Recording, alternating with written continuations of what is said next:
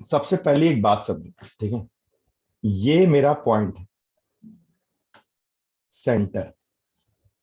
कभी भी जब ना मान लो इस तरीके से फोर्स लगेगा किसी भी चीज पे, राइट, और ये दोनों फोर्स की वैल्यू सेम होगी, ठीक है, मतलब हमने क्या किया, इसे फिक्स कर दिया है, ठीक है, हमने इसे फिक्स कर दिया है दोनों फोर्स की वैल्यू सेम है, तो क्या हो जाएगा, और ये सेंटर मेरा फिक्स है, ठीक है, और यहां से सपोज करो ये डिस्टेंस तुम्हारा R1 है और यहां से ये डिस्टेंस R2, बराबर भी हो सकता है, R1 R2 हो सकता है, मिड पॉइंट भी हो, कोई दिक्कत नहीं, लेकिन अलग अलग हुआ तो भी कोई दिक्कत नहीं।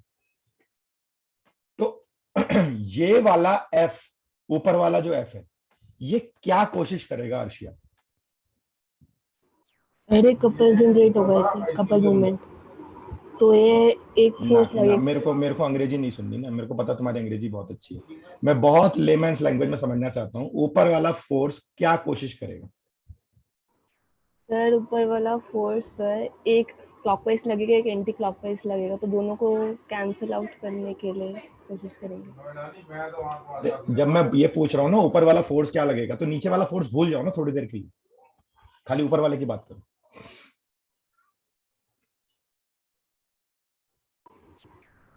सर ये फोर्स कंपोनेंट में ब्रेक होके लगेगा।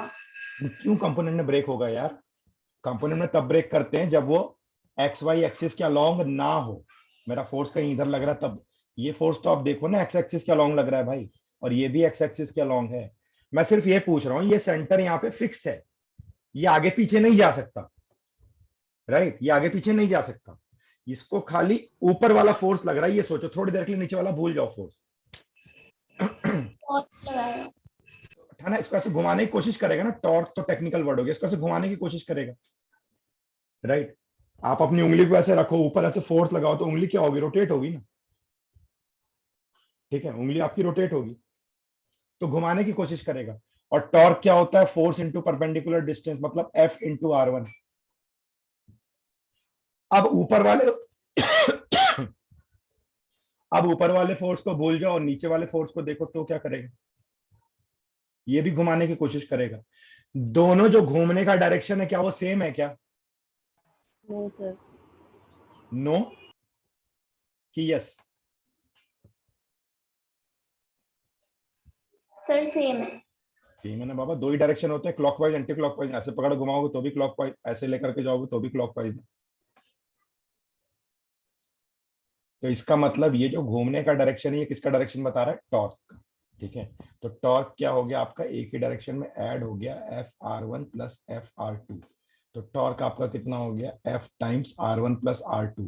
R1 प्लस R2 मतलब दोनों फोर्स के बीच का डिस्टेंस, तो नेट टॉर्क कितना लगा सब, F, ये दोनों फोर्स के बीच का डिस्टेंस हमें पता होना चाहिए, ठीक है। अब यहां पे मान लो मैंने इस, ये मेरा एक्सिस है और मैंने फोर्स थोड़ा सा तिरछा लगा दिया यार, ऐसा कर दिया, तो तब भी तो कंडीशन यही है ना, तब भी कंडीशन यही है। तो उस केस में क्या हो जाएगा, फोर्स इनटू बीच का परपेंडिकुलर डिस्टेंस, ठीक है, वही काम हम यहाँ पे कर रहे हैं, राइट, वही काम हम यहाँ पे कर रहे हैं।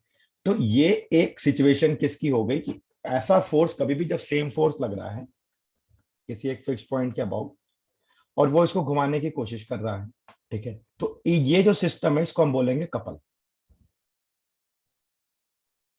तो यहां भी तो कपल ही लग रहा है ना बच्चों, तो यहां भी कपल लग रहा है, किस पॉइंट के अबाउट लग रहा है बेटा, इस पॉइंट के अबाउट लग रहा है,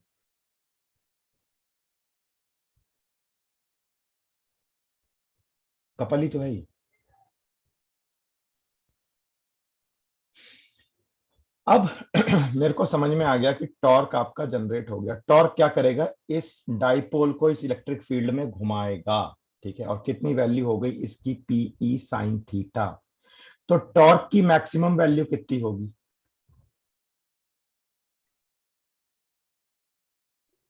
पीई।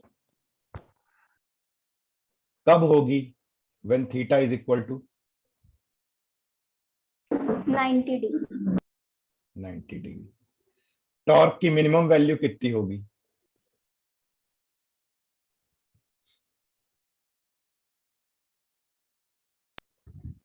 जब दोनों सेम डायरेक्शन में होंगे 0। 0। Theta will be 0 degree. ठीक है। अब इसका मतलब क्या है कि मेरा यार इलेक्ट्रिक फील्ड की लाइन ऐसी है और मेरा डाइपोल भी इसी डायरेक्शन में रखा हुआ है ना, -q + q।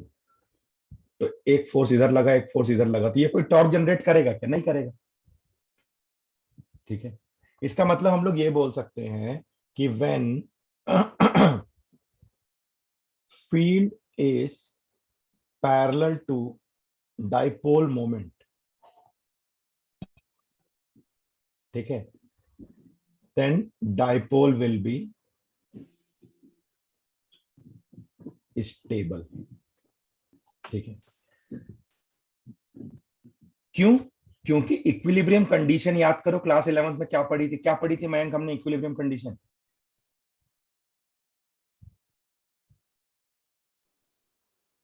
Equilibrium condition mg is equal to नहीं, इक्विलिब्रियम कंडीशन क्या थी किसी भी सिस्टम के लिए? इक्विलिब्रियम कंडीशन क्या थी? f net is equal to 0 and F net भी 0 होना चाहिए, और टॉर्क भी 0 होगा। यस, एंड टॉर्क भी 0 होना चाहिए। तो इसका मतलब, इसलिए मैंने लिखा यहाँ पे ये स्टेबल है, मतलब इक्विलिब्रियम कंडीशन में। राइट? समझ में आ रही बात?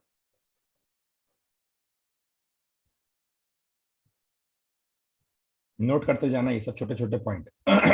मयंक तुम स्पेशली नोट करना, बहुत क्वेश्चन डाइपोल से आते हैं नीट में।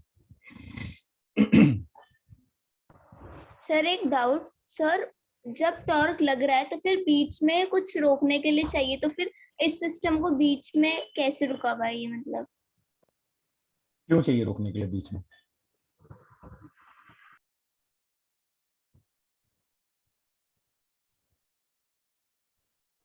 आप ही बताओगे आंसर अब। चलो, मस्त सवाल पूछा आपने, क्यों चाहिए बीच में रोकने के लिए?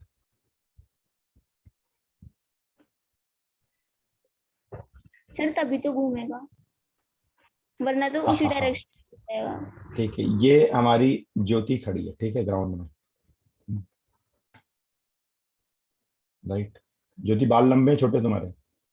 चलो जैसे भी है, ठीक है। अब मान लो एक ने यहां से धक्का मारा एफ, एकदम सिर के ऊपर।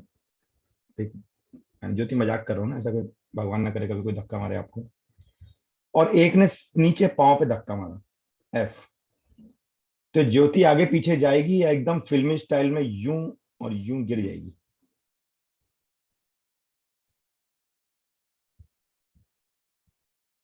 सर गिर जाना चाहिए मेरे हिसाब से तो। बाकी लोग बताएंगे, बाकी लोग।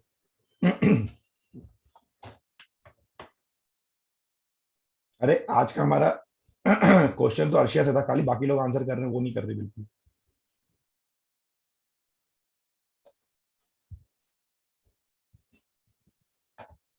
सर मेरा सर सेंटर मास की वजह से तो मैं मेरे ऊपर टॉर्क लगेगा ना। टॉर्क तो टॉर्क क्या करेगा बाबा?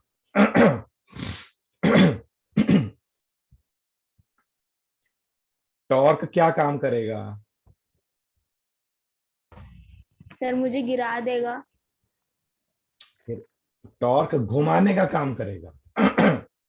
टॉर्क घुमाने के लिए चाहिए ना बाबा, आगे पीछे ले जाने का काम कौन करता है? फोर्स। फोर्स करता है। तो भाई नेट फोर्स तो सिस्टम का 0 ही है ना। Yes sir. Net net torque 0 नहीं है। आ रही बात समझ में?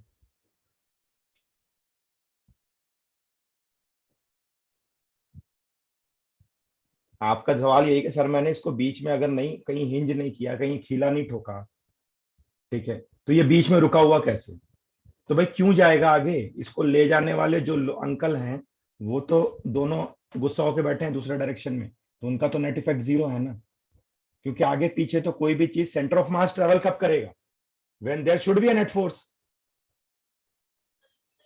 As per Newton's law. बिना उसके चलेगा? नेट फोर्स तो है ही नहीं मेरे पास, लेकिन घूम सकता है क्योंकि घुमाने वाले अंकल जो हैं वो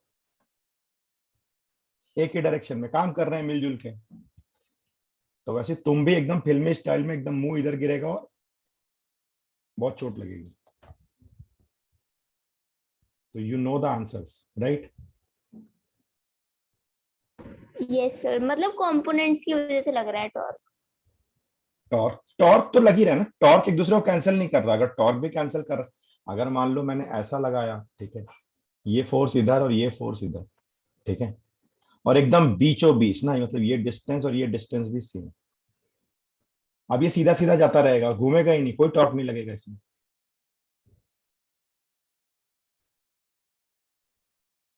हरी बात समझ में? Yes sir. ठीक है, चलो नोट कर लिया इसको। सर एक मिनट।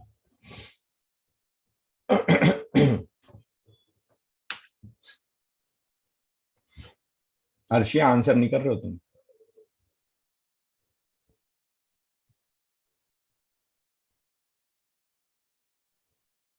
चाहे तुम कितना भी आंसर ना करो। सर वो जो आपने पैरेलल वाला पॉइंट बोला था वो एक बार फिर से बोल दीजिए।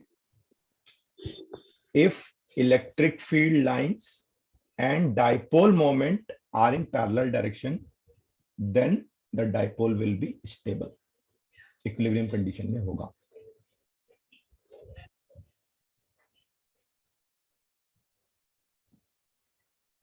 तो मैं बोल रहा था अर्शिया, आप चाहो ना चाहो सवाल तो मैं सॉल्व करवा के रहूंगा, क्योंकि मैं जितना अच्छा थोड़े दिन में लग रहा हूँ, थोड़े दिन बाद तुम लोग को बुरा लगने लगूंगा।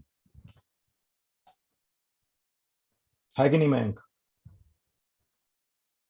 नहीं सर।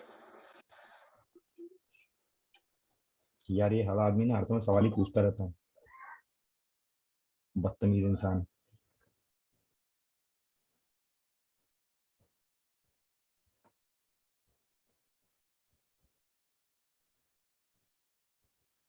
ये बात समझ में आई क्या सबको? क्योंकि इसके बाद मैं बहुत एक लॉजिकल आपसे क्वेश्चन पूछूंगा और आप मेरे को बताओगे क्या होगा। सर मुझे स्टेबल डाइपोल का मतलब नहीं समझ आया। अरे स्टेबल मतलब कुछ नहीं होगा, पड़ा रहेगा अपनी जगह पे अजगर की तरह, ओके सर। ठीक है। सर पैरेलल मतलब सेम डायरेक्शन भी हो सकता है? सेम भी मतलब 0 डिग्री या 180 डिग्री दोनों केस के लिए ट्रू होगा, ठीक है। यानी कि इलेक्ट्रिक फील्ड की लाइन आपकी ऐसी है और डाइपोल मोमेंट भी ऐसा ही है। डाइपोल मोमेंट कहाँ होगा? नेगेटिव से पॉजिटिव, ठीक है। तो ये इलेक्ट्रिक फील्ड की लाइन, ये डाइपोल मोमेंट, इलेक्ट्रिक फील्ड की लाइन ऐसी है, डाइपोल मोमेंट ऐसा है, तो भी कोई फर्क नहीं पड़ेगा। सर हमने जितनी भी बार डाइपोल निकाला था वो इलेक्ट्रिक फील्ड वाली डायरेक्शन में निकाला था, बट आपने बोला था कि जरूरी नहीं है, तो पता कैसे चलेगा? अरे बाबा, ये इलेक्ट्रिक फील्ड डाइपोल की इलेक्ट्रिक फील्ड नहीं है, ये एक्सटर्नल है। तो एक्सटर्नल इलेक्ट्रिक फील्ड कभी भी क्वेश्चन में होगा तो डायरेक्शन के साथ देगा आपको। Okay sir. सर इसी की डायरेक्शन में डाइपोल होगा? कहीं भी हो सकता है, आप इधर ऊपर वाला नेगेटिव कर लो, नीचे वाला पॉजिटिव। अभी बता रहा हूँ, उसका दूसरा ऑप्शन बता रहा हूँ आपको। मान लो डाइपोल आपका ना ऐसा रखा हुआ है, ठीक है, ये माइनस क्यू चार्ज है और ये प्लस क्यू चार्ज है ना। अर्शिया कहाँ गए बेटे? सर यही है। फोर्स बता दो जरा फटाफट। इसमें फोर्स इधर लगेगा, right? Yes sir. Q into E. इसमें फोर्स इधर लगेगा, क्यू इंटू ई। टॉर्क कैसे लगेगा? आप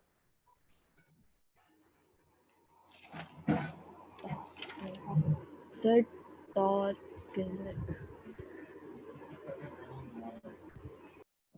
अब टॉर्क ऐसा लगेगा आपका, ठीक है, और ये टॉर्क ऐसा लगेगा। हरी बात समझ में?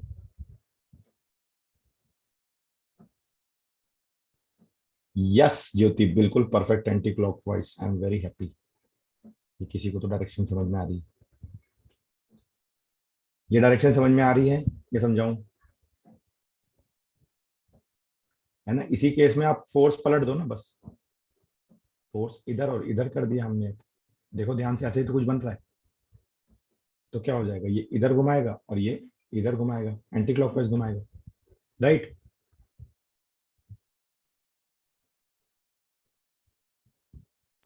Yes sir. अब इस कहानी से कुछ समझ में आ रहा है क्या?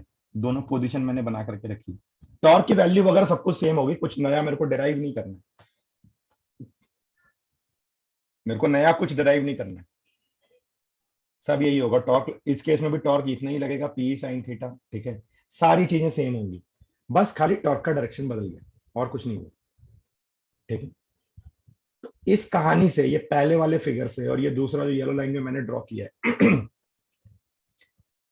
कुछ दिख रहा है क्या? Yes sir. सर थीटा की वैल्यू चेंज हो जाएगी। ओके, और किसी को कुछ दिख रहा है? सर यानी कि ये कभी पूरी तरह रोटेट नहीं करेगा, तो मतलब क्या करेगा, तो क्या ऊपर करेगा? नीचे ऊपर नीचे ऊपर नीचे ऐसे होता रहेगा। यस, यस, बिल्कुल सही। तो इसको हम लोग क्या बोलेंगे?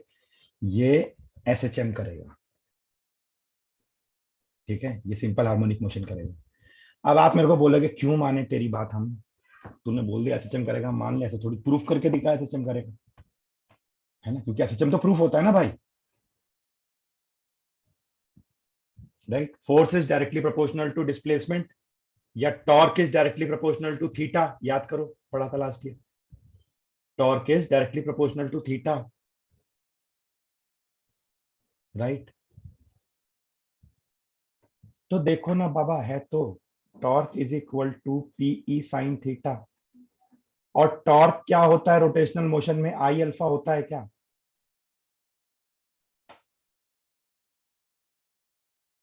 होता है क्या? Yes sir. तो यहां पे रख लो आई अल्फा। आई क्या होता है अर्शिया?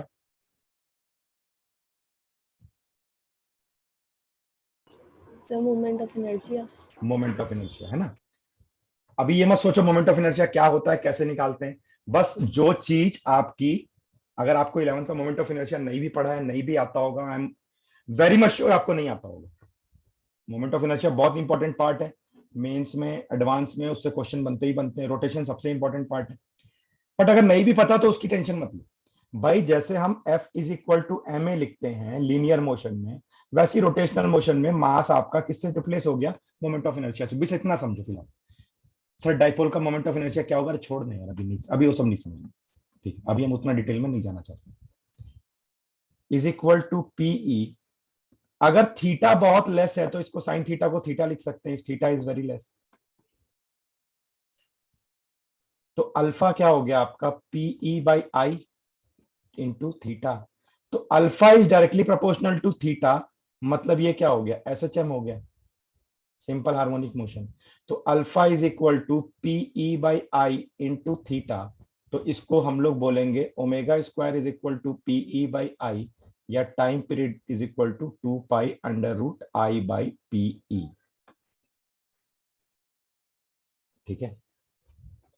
तो आपका डाइपोल सिंपल हार्मोनिक मोशन करेगा, ये भी हमने प्रूफ किया, और सिंपल हार्मोनिक मोशन का टाइम पीरियड क्या होगा? आई बाई पीई। ये दूसरा बहुत इंपॉर्टेंट फॉर्मूला है।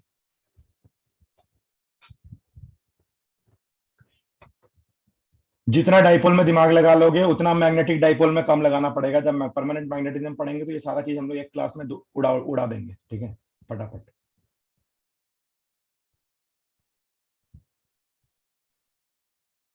और मैं आपको बता दूं बहुत अच्छे से, ध्यान से सुन लो, चैन से सोना है तो जाग जाओ।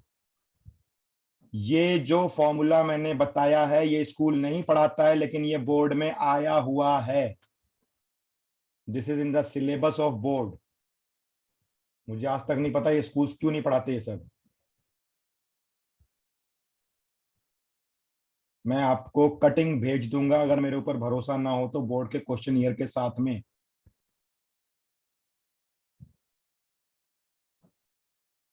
तो ये मत समझना कुछ बहुत खतरनाक आईआईटी के लिए पढ़ रहे हैं हम लोग अभी।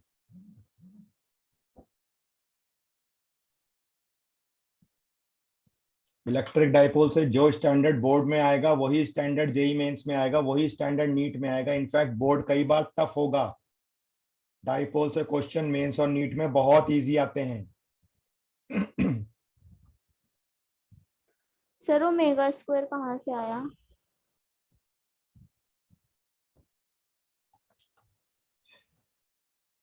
काश काश 11th में तूने पढ़ लिया होता, काश तुम आज ये सवाल ना पूछते।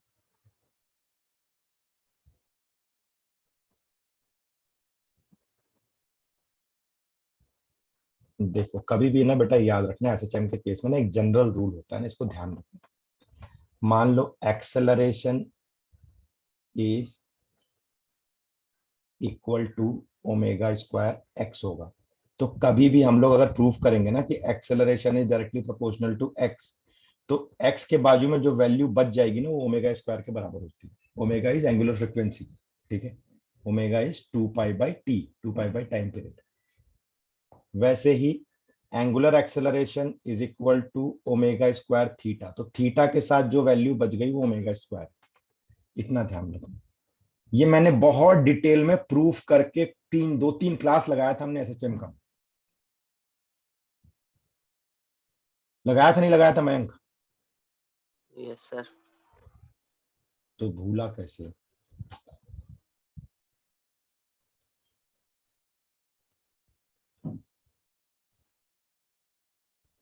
सर ये तो मुझे लास्ट में जाके समझ में आया था, तो मैं इसको बार बार पढ़ा मैंने। रिवीजन इसलिए तो बोल रहा हूँ मैं थोड़ी ना बोल रहा हूँ कि यार नहीं याद है तो कुछ गलती हुई, इसलिए बोल रहा हूँ कि रिवीजन जरूरी है। तभी तो मैं बोल रहा हूँ एक्स्ट्रा टाइम लगाना पड़ेगा भाई, और उसका ना कोई सोल्यूशन नहीं। तेरे तुम्हारे साथ नहीं हो रहा, 90% स्टूडेंट के साथ यही केस है। 10% जो एकदम गॉड गिफ्टेड वाले आते हैं, बस उनको 90% को तो रिवीजन और मेहनत करनी पड़ती है यार।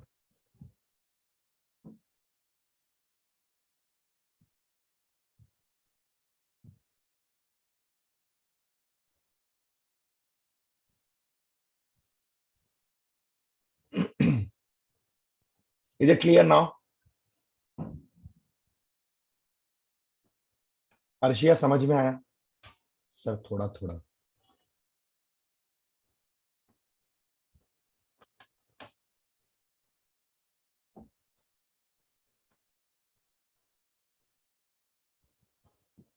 सर आ गया समझ।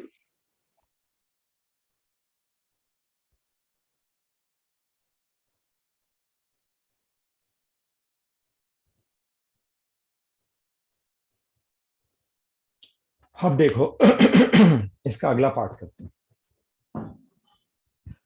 अब यहां पे जो फील्ड है वो एक्सटर्नल है, राइट? ये जो इलेक्ट्रिक फील्ड है ये एक्सटर्नल है। इसको नोट कर लिया क्या आप लोगों ने? Yes sir. ओके, तो टॉर्क हमने क्या निकाल लिया? PE sine theta. अब यहां से वापस चालू करते हैं अपना काम, ठीक है? अब ये जो टॉर्क लग रहा है, राइट, जैसे मान लो अगर फोर्स लग रहा है और उस फोर्स के कारण कुछ डिस्प्लेसमेंट हो रहा है, तो क्या होगा? वर्क। वर्क डन होगा ना। और वर्क डन की वैल्यू क्या होगी? F dot S. है ना? मतलब अगर हम लोग देखते हैं तो एफ डी एक्स यही होता है ना वर्क डन,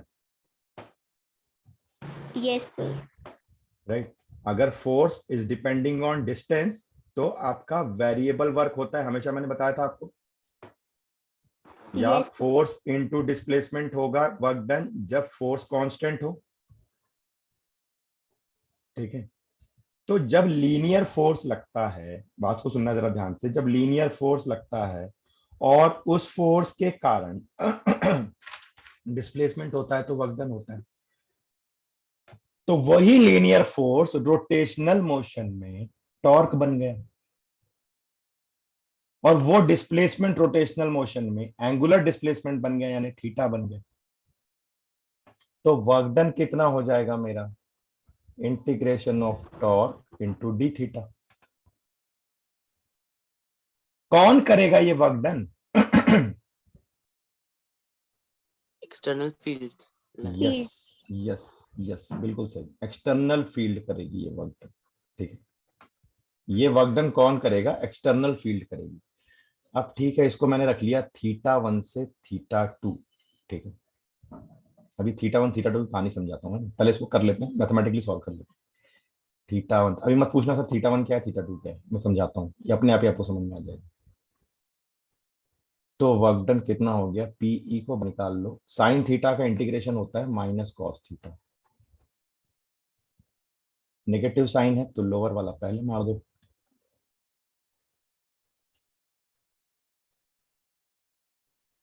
हो गया जी,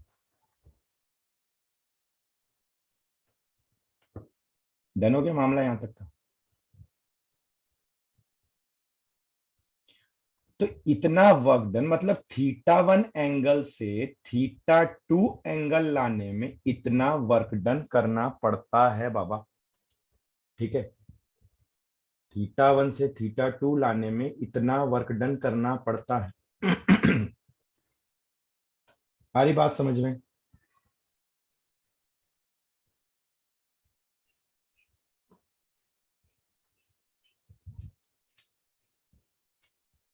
कुछ तो बोलो। Yes sir. थीटा 1 से थीटा, और थीटा 2 थीटा और माइनस थीटा होंगे। नहीं नहीं, theta 1 theta 2 theta minus theta नहीं होंगे, ठीक है। अभी थीटा 1 थीटा 2 के बारे में हम बात करेंगे, राइट। मेरा डाइपोल कुछ ऐसा रखा हुआ था, ठीक है। यहाँ से ये थीटा 1 था और वो घूम के यहाँ कहीं आ गया थीटा 2, इतने दूर में लाने में इतना काम करना पड़ा। समझ में आई बात? Yes sir. थीटा 1 से थीटा 2 घुमाने में मेरे को इतना काम, इतना वर्क डन मेरे को करना पड़ा, ठीक है। Is it clear? अभी कहानी खत्म नहीं हुई है ना, अभी हमने वर्क पूरा कराया नहीं, ठीक है।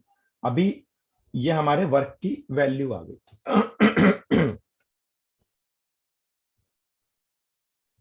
समझ में आ रहा है क्या? Yes sir. अच्छे से? Yes sir. Yes sir. कि इसमें कोई दिक्कत है?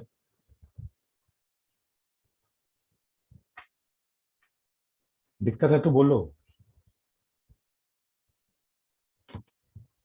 हाँ नहीं है, चलो। Yes sir.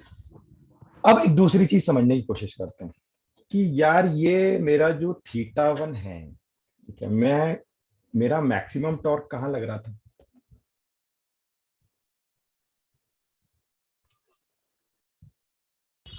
जब परपेंडिकुलर थे। जब परपेंडिकुलर था, ठीक है।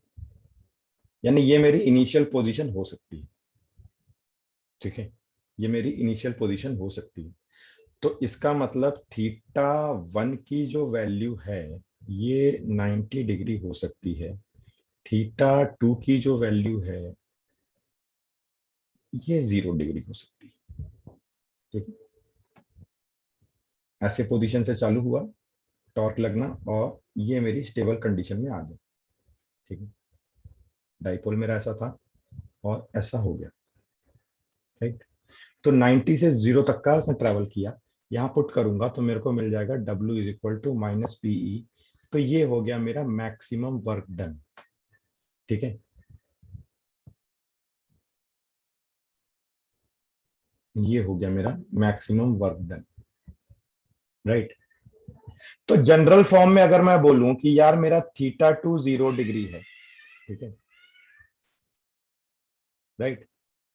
थीटा 1 मेरा 90 डिग्री है, मैं 90 डिग्री से काम चालू कर रहा हूं और मैं किसी एंगल थीटा 2 थीटा तक आ रहा हूं, तो मेरा वर्क डन क्या हो जाएगा, माइनस पीई कॉस थीटा। और ये वर्क डन एक्सटर्नल फील्ड ने किया, किसके ऊपर किया, डाइपोल के ऊपर किया। तो डाइपोल क्या करेगा, इसको as a potential energy store कर लेगा। तो पोटेंशियल एनर्जी मेरी कितनी हो जाएगी, पीई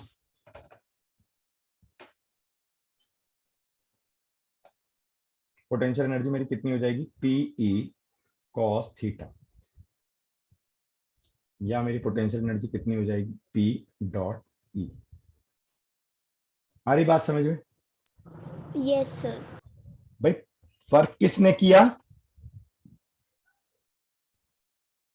एक्सटर्नल फील्ड। और कभी भी ध्यान रखना कोई सराउंडिंग किसी सिस्टम पे वर्क करती है तो सिस्टम उसको as a potential energy store कर लेती है, ठीक है। किसी ने तुमको बहुत जोर से खींच के थप्पड़ मारा तो वो थप्पड़ तुम as a potential energy store कर लो, राइट। तुम ये बोलोगे अरे सर हमको गुस्सा आएगा, वो इमोशनल फीलिंग अलग है। फिजिक्स में तुम उसको as a potential energy store कर लो।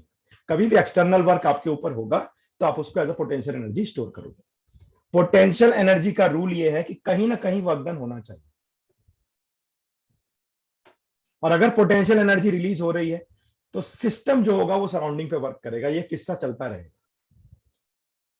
ठीक है। तो बहुत से टीचर ना इस माइनस प्लस साइन पे बहुत ज्यादा फोकस्ड होते हैं।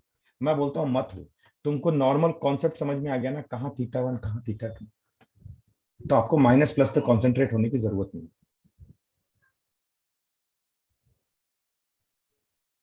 Is it clear to all of you? Sir मेरा साइन को रिलेटेड ये डाउट था। बोलो, साइन को रिलेटेड क्या डाउट है आपका?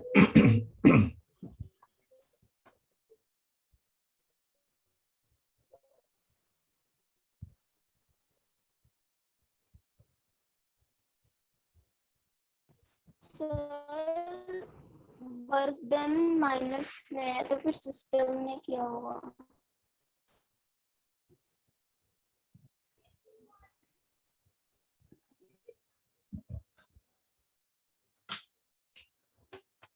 टॉर्क भैया इलेक्ट्रिक फील्ड के कारण लग रहा है, बाहर से लग रहा है, ठीक है, उससे कोई फर्क नहीं पड़ता। इसलिए मैंने बोला माइनस प्लस साइन को लेकर के इतना बॉदरेशन करना ही नहीं है। कहां से कहां मूव किया ये आपको पता है बस। नेट टॉर्क मेरा किस डायरेक्शन में लग रहा है, किधर उसको ले जाने की कोशिश कर रहा है, ठीक है, थीटा वन से थीटा टू उसने ट्रेवल कराया। Go with the very basics, ठीक है, इसमें इतना परेशान होने की जरूरत ही नहीं। यहाँ पे प्लस माइनस साइन का बॉदरेशन मन नहीं करने का, कभी भी फिजिक्स में नहीं करने का। मैंने ये चीज बहुत परेशानी देखी है, टीचर्स बड़े परेशान होते हैं प्लस माइनस साइन को लेकर के। जहां करना है वहां करेंगे, जैसे कि हम लोग अभी पोटेंशियल एनर्जी निकालेंगे तो वहां पे प्लस माइनस साइन का बॉदरेशन करेंगे हम लोग। जब एक्सटर्नल इंटर का है, क्योंकि यही चीज ना आप समझने की कोशिश करो, अगर मैं डायरेक्शन चेंज कर दूं तो यही चीज आपके साइन में चेंज हो जाएगी। अगर मैंने डाइपोल को इससे जस्ट मिरर इमेज के साइड में रख दिया तो ये चेंज हो जाएगा। आईआईटी एडवांस वाले इन्हीं जगहों पे खेलते हैं आपके साथ। उन्हें पता होता है कि बच्चा ये पॉइंट तो रटा हुआ है, मेंस तक में तो खींच लोगे रट रटा के, एडवांस तो आपके साथ खेल जाएगा। क्योंकि अगर सिस्टम ने वर्क किया सराउंडिंग पे और सराउंडिंग ने वर्क किया सिस्टम पे, ठीक है, ये दोनों ही केसेस मेरे लिए पॉसिबल हो सकते हैं। पोटेंशियल एनर्जी आपकी रिलीज भी हो सकती है, पोटेंशियल एनर्जी गेन भी हो सकती है। इसलिए उस पार्ट को हम अकॉर्डिंग टू क्वेश्चन एनालाइज करेंगे क्या होता है। Is it clear now? Yes sir. So आज मुझे ये बताते हुए तहे दिल से खुशी हो रही है कि आपका फिजिक्स का पहला चैप्टर मेरे हिसाब से फिनिश हो गया।